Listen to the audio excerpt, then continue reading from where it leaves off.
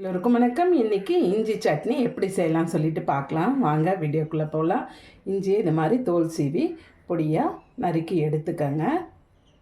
இப்போ ஸ்டவ் பற்ற வச்சுருவோம். Gas stove.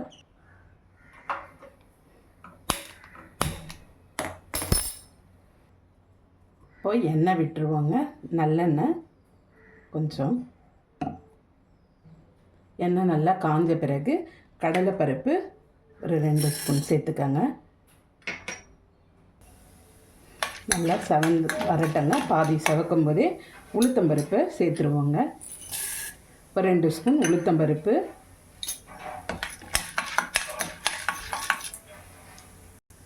உளுந்து நல்லா செவந்த பிறகு தனியா 1 ஸ்பூன் சேர்த்துக்கங்க. அது கூடவே இஞ்சி கட் பண்ணி வச்சுருக்க இஞ்சி துண்டியும் சேர்த்துருவோங்க.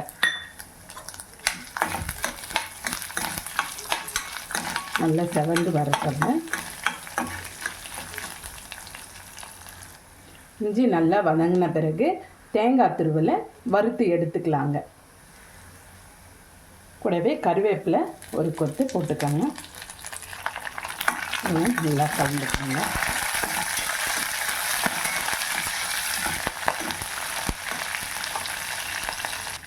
தேங்காவை இந்த மாதிரி வறுத்து எடுத்துக்கோங்க. நல்ல வாசமாக இருக்குங்க. இந்த மாதிரி சட்னி செய்யும்போது நல்ல வாசமாக இருக்கும்.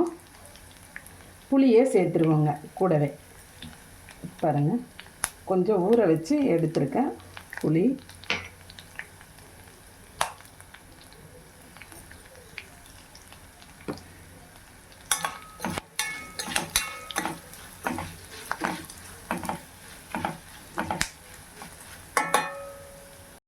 இஞ்சி நல்லா வதங்கிருச்சுங்க.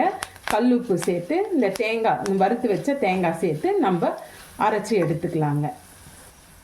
இந்த சட்னிக்கு கொஞ்சம் வெல்லம் சேர்த்துக்கலாம்.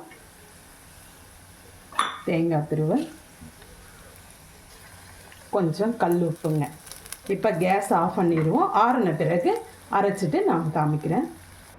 காரத்துக்கு குண்டு மிளகாவை நம்ம வறுத்து சேர்த்துக்கலாங்க. நல்ல காரமாக இருக்கும்.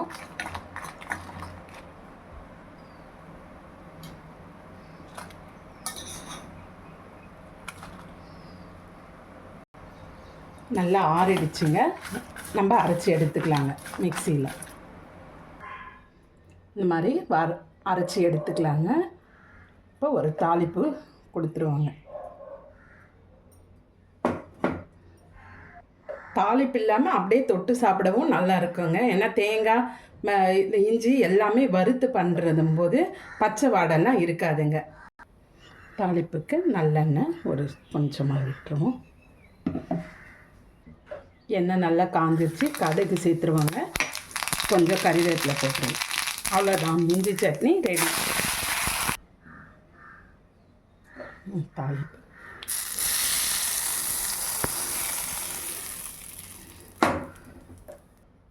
நீங்களும் இதே மாதிரி ட்ரை பண்ணி பாருங்கள். உங்களுக்கு இந்த வீடியோ பிடிச்சிருந்தா லைக் பண்ணுங்கள், ஷேர் பண்ணுங்கள், கமெண்ட் பண்ணுங்கள். மறக்காமல் சப்ஸ்கிரைப் பண்ணுங்கள். தேங்க்யூ.